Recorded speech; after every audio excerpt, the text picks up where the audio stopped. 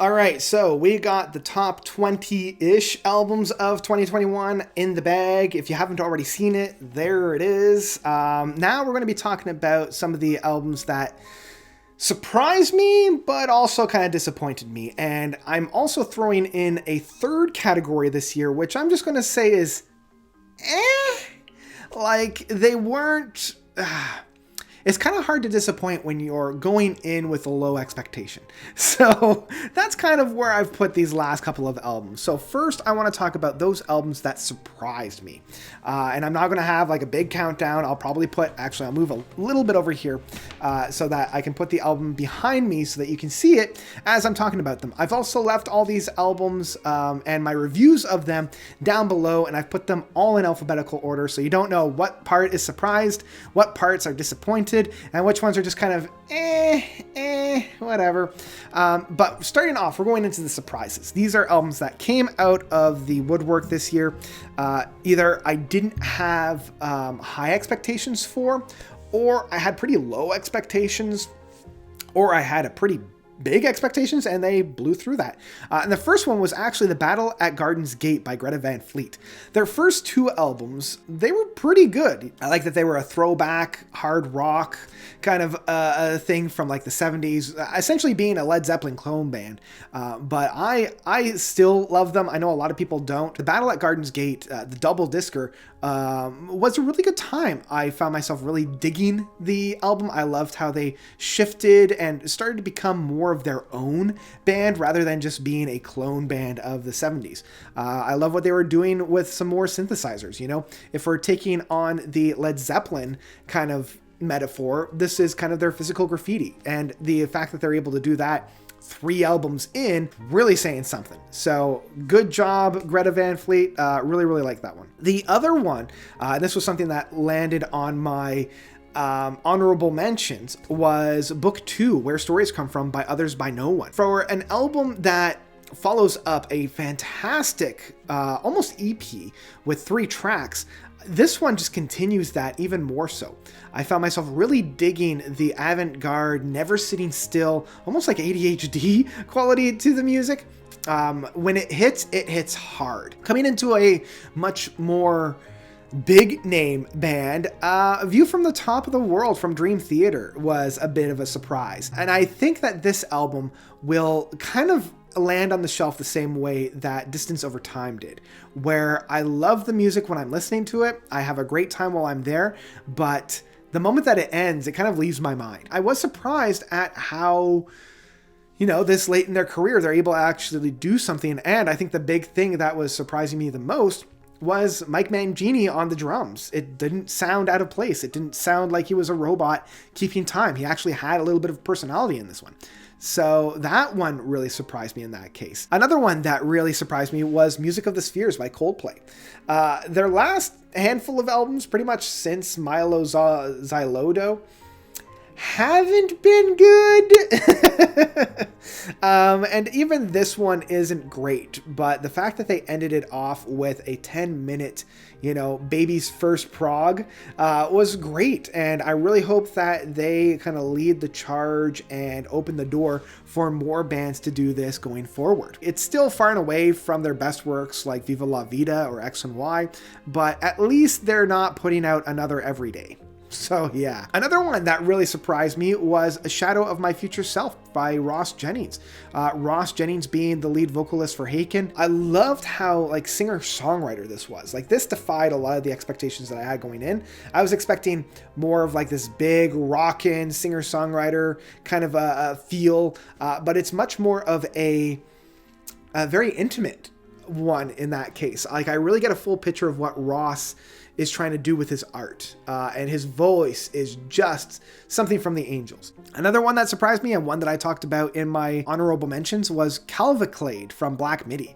As I mentioned in my top 20, I'm loving the fact that these boys are getting the recognition that they deserve. This prog, avant-garde, jazz, rock in opposition is making a comeback, and I'm loving that, and I'm loving that groups are being encouraged to try things that break the mold. It's a very progressive rock thing to do, and I love that these guys were given so much praise for doing that. Very, very well received. And finally, the last one that surprised me was Fortitude by Gojira. I couldn't do this list without at least mentioning Fortitude by Gojira. This one really hit me hard during the springtime.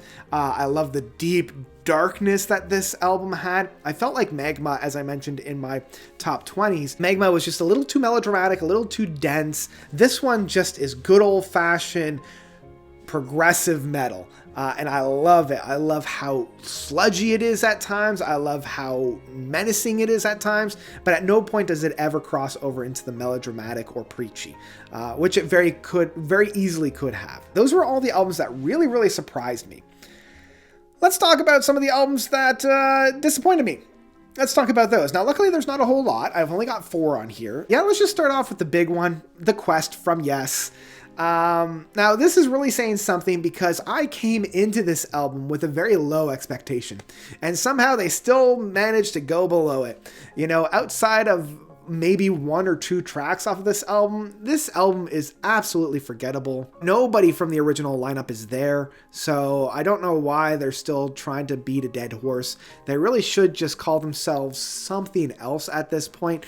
I mean, it's not as bad as Heaven and Earth, but it's still like...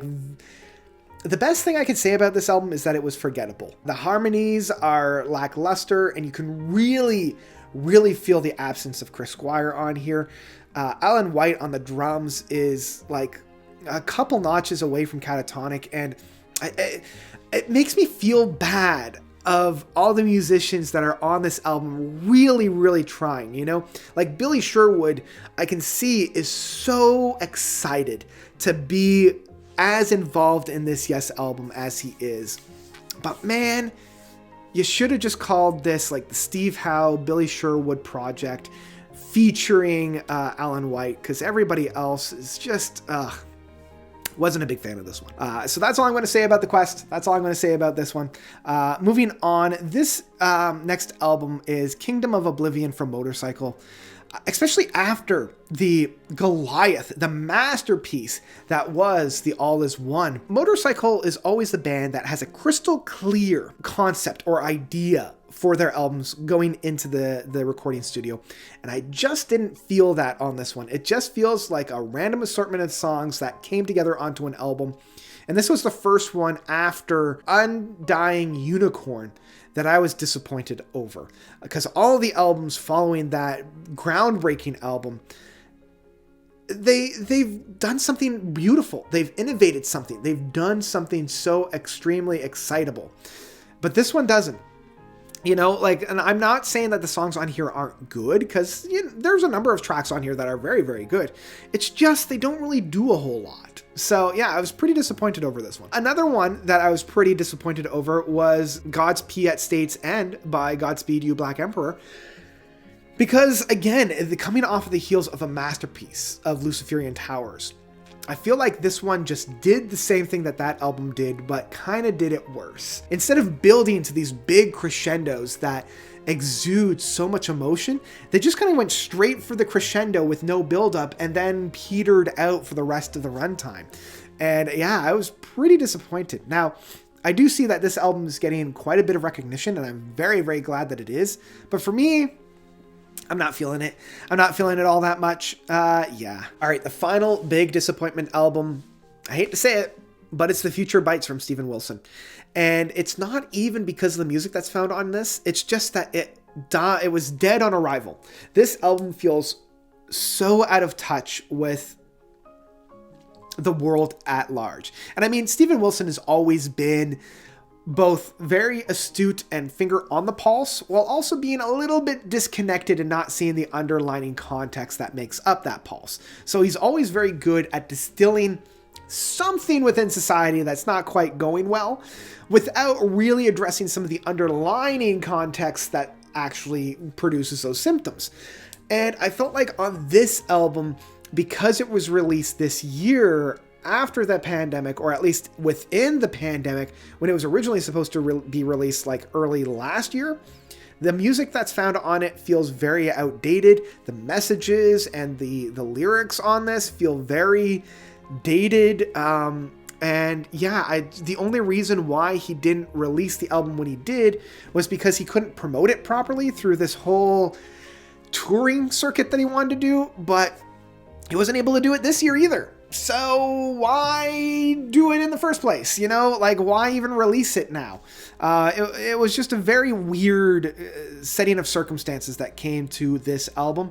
And the fact that he had like over double the amount of material for this album that didn't make the cut. Yeah, not quite sure how I feel about that. I mean, I love the fact that it's a shorter album and all the music fits on one LP. I really dig that, and I think that's great. And it's definitely like streets ahead of To the Bone. But yeah, it's far and away from his best work. Let's get into the meh. Let's get into these albums that I either didn't have a really high benchmark for what the music was going to be coming in, or I kind of knew what to expect and I didn't get surprised in that one. And I'm going to go first to the two albums from Steve Hackett, Under Mediterranean Sky and Surrender of Silence. Out of the two, I enjoy Under a Mediterranean Sky more, even if it is paint by numbers, Steve Hackett guitar noodling. And that's really all it is. And in that sense, it never tries to be anything that it's not.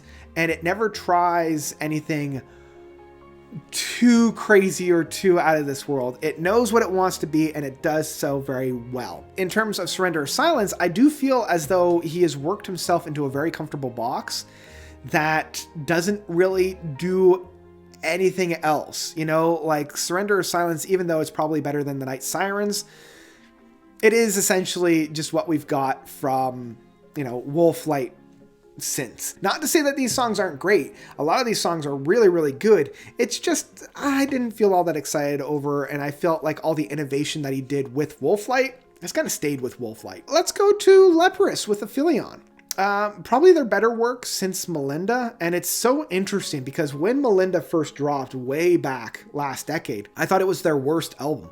And this is the first one where I can say, oh yeah, this is about on par with Melinda, which I couldn't say with the other, Pitfalls, and I think that's it. I think Pitfalls is the only one that's between.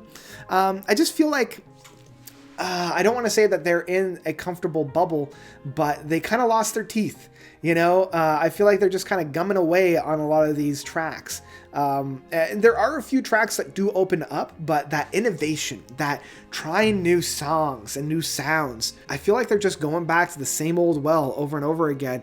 And it's a lot smoother. I think it's also over polished and very mellow. At least this one had little bits and pieces here that were pretty good. But yeah, overall, it did leave me wanting more, and will probably fall in the same camp that Pitfalls did, where I don't really return to it all that often. Another album that kind of met my expectations was Day and Age by Frost. Now, this one I will agree is probably much better than Falling Satellites, but it still feels very much like a continuation of the sounds from Falling Satellites, and I was not a fan of Falling Satellites. I still think that Million Town and Experiments in Mass Appeal are two groundbreaking neo-prog outfits, and I just feel like all of the tracks that have been released since then have just been kind of run-of-the-mill, paint by numbers, uninteresting. And yeah, Day and Age has some moments that are pretty good, but never reach the same plateau that their first two albums were. So I didn't have very high expectations for Day and Age, and I was kind of met my expectations for that. So I wasn't necessarily disappointed, but I was hoping for a little bit more. Another one that kind of did the same, although I had higher expectations for, was God is Partying by Andrew WK. With You Are Not Alone being one of my favorite albums from 2019, I was very excited for some more optimistic power metal that Andrew WK can bring to the table, that power rock. And God is Partying was darker, grimier, grittier. It dealt with some pretty heavy and deep subject matter that I wasn't completely here for, if I'm being perfectly honest. The music itself was fine, but at no point did I ever feel that same get up and go, call to arms, huzzah that I felt with You Are Not Alone. The final ones that I want to talk about are the 1-2 punch of KG and LW by King Gizzard and the Lizard Wizard. Yeah, the microtonal experiment that these guys are going on, you know, playing the keys between the keys. Not a fan. Not a fan of. I wasn't a fan of the microtonal banana outfit, and I'm not a fan of these guys. You know, there's a moment here and there within KG or LW that I kind of like, but overall, from a band that thrives on being innovative, thrives on each album being completely different than the next, having them go back and essentially rework stuff that they had done before, it didn't quite work for me. I wasn't a big fan of it. Now, it never got to the point where I was overly disappointed, but I was never here for the music on there. Yeah, so those are my surprises, my disappointments, and my meh albums. What are some from you? What are albums that surprised you? What were albums that disappointed you? And what were albums that pretty much met your expectations or kind of just went just under it? Let me know all about that, especially the ones that surprised you, by commenting down below. Yeah, that's all I've got. Thank you all so much for watching. As always, you guys are definitely the best. And until next time, notes out.